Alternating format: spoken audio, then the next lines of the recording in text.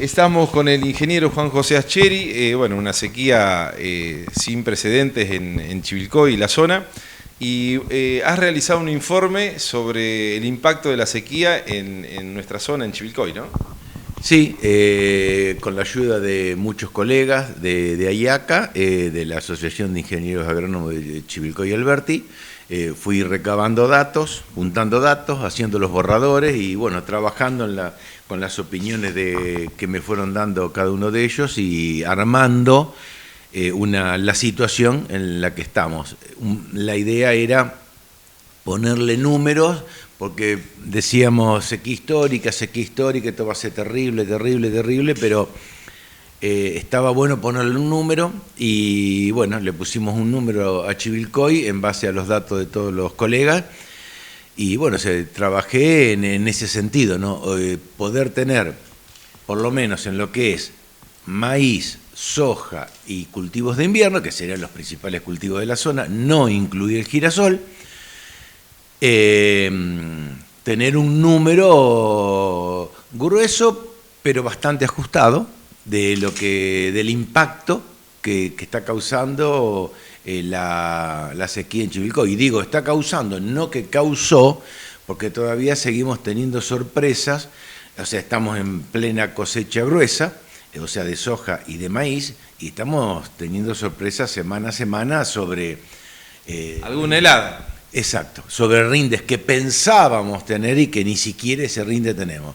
O lugares donde, en los alrededores de Chivilcoy, donde les había llovido, bien, no más o menos, no, bien, y sin embargo los rindes son mediocres. Bueno, ¿qué pasó ahí? Y ahí no estuvo haciendo fuerza la sequía, pero sí estuvo haciendo fuerza los golpes de calor y las dos heladas tardías. Entonces, ahí también está complicado. Bueno, realmente le pudimos poner un numerito a este desastre, a esta sequía histórica, como decimos, que realmente lo es, ¿no? Sí, Juanjo, el otro día hablando con ingenieros que están en empresas, donde son los que venden las semillas, ellos nos decían que... esta sequía es sin precedentes y aparte se pusieron los híbridos en condiciones donde jamás hubieran pensado colocarlos para decir, bueno, vamos a probarlo a este nivel. No, imposible. Exacto. Sí, seguro. O sea, realmente para muchos híbridos fue una prueba importante, se vieron algunas cositas extras este año respecto a eso, a los híbridos. Y bueno, pero ¿qué va a ser? Hay que aguantársela, es lo que nos vino, es lo que tocó, seguimos todavía metidos en la sequía. Fíjate, anoche 1 milímetro, 2 milímetros, al que tuvo la suerte le llovió mucho, le llovieron 11. Sigue muy complicado y sigue complicado prácticamente todo abril respecto de lluvias. Y ya todo abril complicado de lluvia, nos queda para tener las lluvias para sembrar en junio el trigo, nos va quedando prácticamente mayo nomás. Entonces en mayo, cuando todos te dicen, y precisamos entre 300 y 350 milímetros para estar medianamente tranquilos con el trigo, bueno, antes era entre abril y mayo no vamos a tener 350 milímetros. Bueno, ya pensemos que en abril no lo contemos, o sea, nos va a sumar muy poquitito. Pensemos en mayo, ya precisamos esos milímetros en mayo. O sea, ya ya empezamos a ver con cierta preocupación la siembra del trigo, de la que viene ahora. Está bravo, esto está muy complicado. Aparte otra, vamos a suponer que lluevan esos 300 milímetros en un mes, va a ser otra complicación.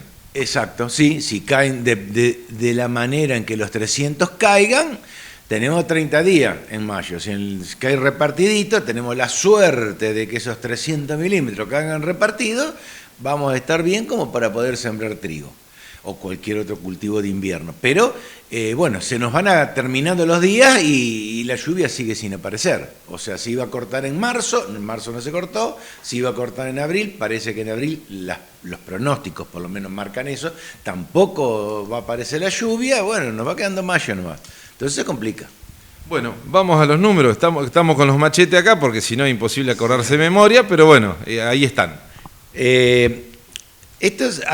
Para saber lo que perdimos este año, la idea fue arrancar viendo cuál era la situación, el número del año anterior, de la campaña anterior. Claro, ¿desde dónde arrancamos para ver dónde estamos? Exacto. La campaña anterior sí tenemos datos muy concretos del INTA, que con imagen satelital, con índice verde, te saca la cantidad de hectáreas que hay en cada partido. De ahí arrancamos con un dato bueno para la campaña anterior. Con ese dato bueno de la campaña anterior y las opiniones de los colegas sobre los rendimientos de la campaña anterior, sacamos cuánto ingresó la campaña anterior. ¿Cuánto ingresó la campaña anterior? 65.600 millones de pesos. Insisto, soja, maíz y cultivo de invierno. De eso estamos hablando, ¿eh? Eso fue lo que ingresó y 1 millón de toneladas. Eso fue lo que produjo Chivilcoy en la campaña anterior. Pero quiero hacer una aclaración. La campaña anterior debemos acordarnos que venimos de 3 años de sequía. Esta fue el sumo, eso estamos de acuerdo. Pero no venimos de años buenos, venimos de 3 años de faltante de agua. Claro, en realidad, digamos, antes de arrancar esta campaña es como que nos falta un año de agua. Exacto. Entonces, estamos viendo cuánto menos tenemos este año a partir de una campaña en la que el agua no sobró tampoco. Ojo, o sea que no estamos comparando este año con el mejor año. No, con la anterior. Entonces, 65.600 millones de pesos y 1 millón de toneladas. Cuando hacemos lo mismo, este año no se pudo tener la imagen satelital de índice verde del INTA porque fue un desastre la siembra. O sea, había gente que, vos decís, bueno, maíz de primera, ¿cuándo lo siembro? En octubre. Este año el maíz de primera se sembró en septiembre, en octubre, en noviembre, en diciembre, en cualquier época, cuando se podía. Lo mismo con el maíz tardío, lo mismo con la soja de primera. Entonces fue un caos con índice verde poder determinar qué cultivo era lo que la imagen satelital me marcaba. Entonces el margen de error era altísimo, mucho más de lo que se podía tolerar. Entonces el INTA no brindó esa información porque no era buena, además, ¿no? Entonces este año empezamos a trabajar para saber hectáreas y rendimiento con la opinión de los colegas, por intermedio de AIACA. Eso es lo que intenté hacer yo para este año, para tener los datos de este año. ¿Cómo podemos suplir una información de un organismo como el INTA y teniendo muchas opiniones de ingenieros agrónomos, muchas opiniones del partido de Chivilcoy? Bueno, eso fue lo que hice. Y ese número termina evaluando maíz de primera, maíz tardío, cultivo de invierno con soja de segunda y con maíz de segunda y soja de primera, dividiendo así, tratando de dividir así, porque este año, insisto, fue un caos, la siembra. Entonces, tratamos de llegar a un número. Ese número que llegamos es que en vez de producir 1 millón de toneladas, producimos 140.000 toneladas en Chivilcoy. Bajamos de 1 millón de toneladas a 140.000 toneladas. Chivilcoy se perdió 860.000 toneladas. Y a su vez pasamos de los 65.600 millones de pesos que generaron ese millón de toneladas a esas 140.000 toneladas que generaron 9.850 millones de pesos. Número redondo, nos fuimos de 65.000 millones a 10.000 millones. Eso fue lo que generó. ¿Por qué lo saqué en pesos y no en dólares? Porque después empezamos a discutir si el dólar que yo usé es el de 200 o el de 400. Entonces no discutamos. Ponemos en pesos y eso fue lo que se perdió. O sea, nos fuimos de un ingreso posible de 65.000 millones, muy posible, porque fue el de una cosecha más o menos anterior, nos fuimos a 10.000, nada comparativamente con lo anterior.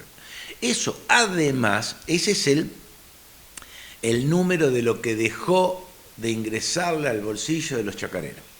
Pero además está el efecto indirecto. Sí, el daño colateral que genera todo ese dinero que no invierte el chacarero en Chivilcoy, que se impacta en todos los rubros. En pintura, en inmobiliaria, en cubierta, en camiones, viajes de camiones. Se perdieron en Chivilcoy 30.000 viajes de camión. Si vos pasás esos 30.000 viajes de camión, le descontás los fines de semana, los feriados, que te da 100 viajes menos de camión todos los días hábiles del año. Eso es lo menos que se generó en volumen en Chivilcoy.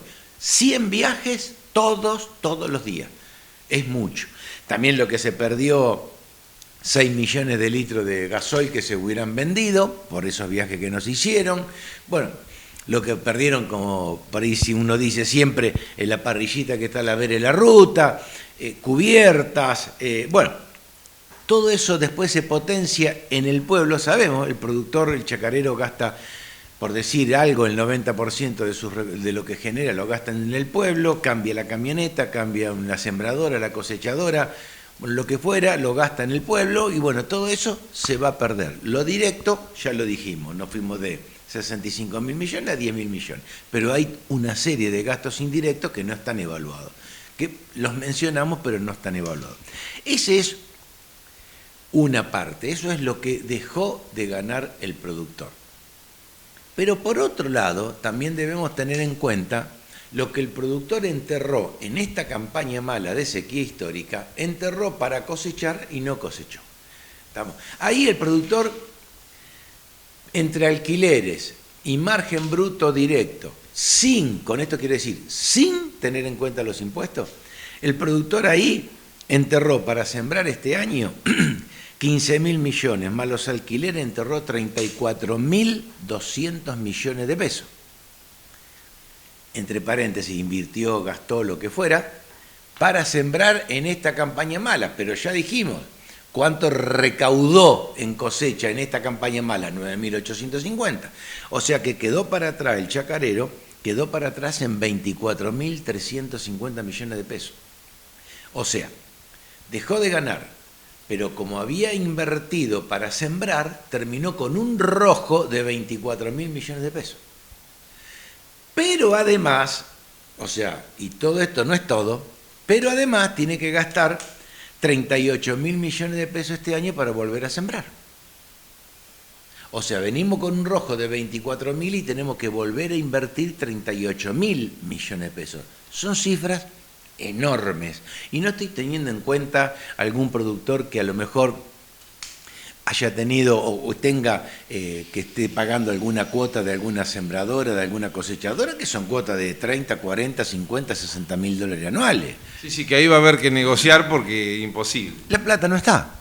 No está y vamos a ver cuánta plata, porque ya se nos viene en alguna sombrita, se nos viene depositando sobre el trigo de este año, insisto. Nos queda mayo nomás para tener el agua para el trigo. Bueno, entonces tenemos que tener en cuenta todas esas cosas. Todo eso va a llevar a que, así como decimos, menos viajes de camión, menos casitas que se compran, menos trabajo en la inmobiliaria, pintura, albañilería, cubierta, gasoil, todo lo que quiera. También hay mucho menos trabajo de ingeniero agrónomo, de agronomía, de veterinario, de veterinaria. También hay mucho trabajo. Los contratistas, los que son, los productores que son puramente contratistas, no tienen campo propio, ellos brindan servicios. ¿Qué hacen este año? Esa gente es probable que tenga una cuota de algo. El que es contratista, ¿qué? Siembra, pulveriza y cosecha. A lo mejor o compra un mosquito, o compra una sembradora, o compra una cosechadora. Tiene la cuota de algo. ¿Qué cosecha este año? ¿Qué pulveriza este año? Está complicado, esa gente va a estar muy complicada y no va a salir en el año que viene, en la campaña que sigue, por más que la campaña que sigue sea buena. Es un rojo muy grande y un rojo muy grande que también lo que preocupa es de dónde va a salir los 38.000 millones de pesos para sembrar todo Chivilcoy este año. Ese es un número tan grande que uno puede decir, y lo pondrán las empresas de fertilizantes, las empresas de agroquímicos, los semilleros. Es un número muy grande. Estamos hablando nada más que de Chivilcoy. Una empresa que vende semilla en cientos y cientos de partidos. Bueno, acá estamos hablando de 38.000 millones para Chivilcoy nada más. Entonces, bueno, el número se hace complicado porque se ha hecho muy, muy grande y el productor, indudablemente, después de estos números, no está preparado para afrontar la campaña que sigue. Así que bueno, veremos cómo se va desarrollando esto, cómo se va avanzando, pero bueno, pero lo que yo veo es que yo hace mucho tiempo que vengo diciendo que la política no se ha enterado de que estamos en el medio de una sequía histórica. Y seguimos igual. hay algunas prebendas, entre comillas, que brinda a nivel nacional el Estado, pero son prebendas que ya existían en la Ley de Emergencia Agropecuaria. O sea, el Estado Nacional estaba obligado a hacer lo que dice que está haciendo como una excepcionalidad. No es ninguna excepcionalidad, está contemplado en la Ley de Emergencia Agropecuaria. Bueno, eso es lo que está haciendo, es postergar, pasar para adelante, patear para adelante distintas situaciones de pagos de impuestos, de tributos. Eso no va a solucionar nada porque esto es largo. A mí que me venga alguien y me diga, bueno, vos me debes tal impuesto, pagámelo dentro de 3 meses. Es lo mismo. Dentro de 3 meses voy a estar igual de mal que hoy. Y dentro de un año voy a estar casi igual de mal que hoy, así tengo una buena cosecha. No voy a estar acomodado de nuevo, porque esto no se acomoda en un año, en una campaña buena, que ojalá la tengamos. Pero bueno, yo veo que la política no está acompañando. Acá tuvimos 91, con estos números tuvimos 91% de aumento de la tasa vial. Es un disparate y así como una prebenda para el sector, dicen vamos a facturar el segundo trimestre de la tasa vial con el descuento de buen contribuyente, así no hubieran pagado las primeras 3 tasas viales. Eso es una cafiaspirina para alguien que está con cáncer. Eso no sirve para nada, para nada. Pero bueno, estamos en un año electoral en el cual los políticos lo menos que van a hacer es dejar de cobrar. Lo primero que van a hacer es tratar de recaudar porque estamos en un año electoral. El tema es que hasta dónde puede aguantar esta situación, digamos, de tanta presión tributaria el sector agropecuario en esta situación de sequía.